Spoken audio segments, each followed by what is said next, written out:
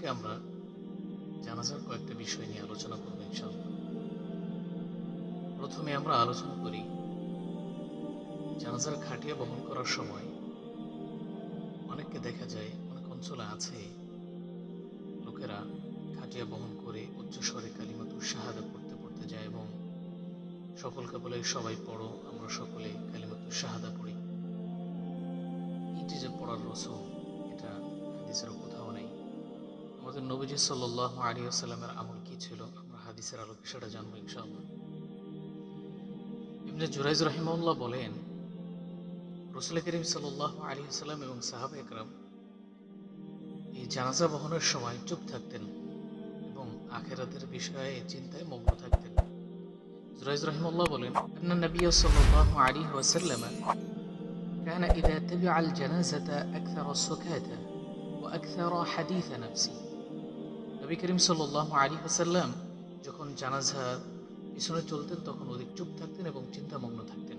হযরত আবু হুরায়রা রাদিয়াল্লাহু তাআলা আনহু বর্ণনা করেন, লা তুতবাউল জানাজাতু বিসাউতিন ওয়ালা নারিন, যে নবী করিম সাল্লাল্লাহু আলাইহি ওয়াসাল্লাম ইরশাদ করেছেন জানাজার পিছনে যেন শব্দ না করা হয় এবং আগুন না নিয়ে যাওয়া হয়।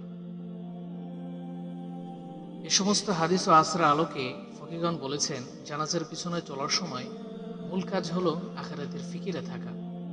জিকির করতে চাইলে তা হবে অনুচ্চ স্বরে। এক্ষেত্রে জিকির করতে গিয়ে আওয়াজ উঁচু করা ঠিক নয়।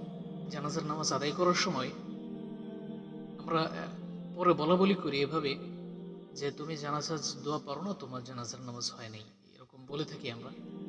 বাকি মূল বিষয় হলো জানাজার নামাজে যে 4টা তাকবীর, এই 4 তাকবীর আমাদের সকলকে বলতে হবে।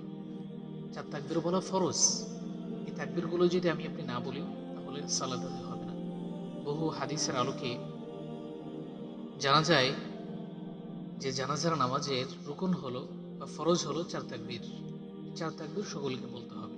একটি হাদিসে বর্ণিত হয়েছে, মালিক ইবনে হুবায়রা রাদিয়াল্লাহু তাআলা আনহু তিনি যখন জানাজার নামাজ পড়তেন তখন দেখতেন জানাজার নামাজে লোক সংখ্যা কম থাকলে, জানাজার নামাজে লোক সংখ্যা কম হলে তিনি লোকদেরকে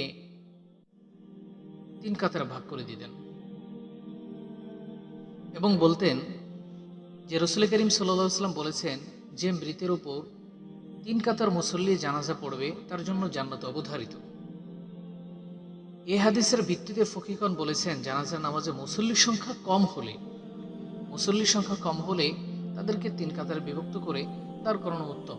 এ থেকে হয়তো কেউ কেউ বুঝেছেন এর দ্বারা বেজোর উদ্দেশ্য। আসলে এর দ্বারা জানাজার নামাজ 3 কাতারে কম না করা এবং অন্তত 3 কাতার করা যে মুস্তাহাব তা প্রমাণিত হয়। কিন্তু কাতার 3-এর অধিক হলে বিজোড় করা জরুরি একথা প্রমাণিত হয় না। তাই 3-এর অধিক কাতারের ক্ষেত্রে বিজোড়ের প্রতি লক্ষ্য রাখা জরুরি নয়। আসলে ভুলের কোনো শেষ নেই। এমন কিছু ভুল যেটা বিশ্বাস করাটাই কষ্টকর হয়ে যায় এবং যারা এই সমস্ত ভুল থেকে নিরাপদ, যারা এই ভুলগুলো করেন না, তাদেরকে এটা বোঝানোও অনেক কষ্টকর। যেমন অনেক জায়গায় দেখা যায় জানাজার নামাজের তাকবীর বলার সময় অনেকে তার দৃষ্টিকে আকাশের দিকে ওঠায়, চোখ আকাশের দিকে ওঠায়, মাথা আকাশের দিকে ওঠায়। তারা মনে করে থাকেন যে জানাজার নামাজের তাকবীর বলার সময় এভাবে হয়তো মাথা উঠাতে হবে, কিন্তু তাদের এই ধারণা একদম ভুল।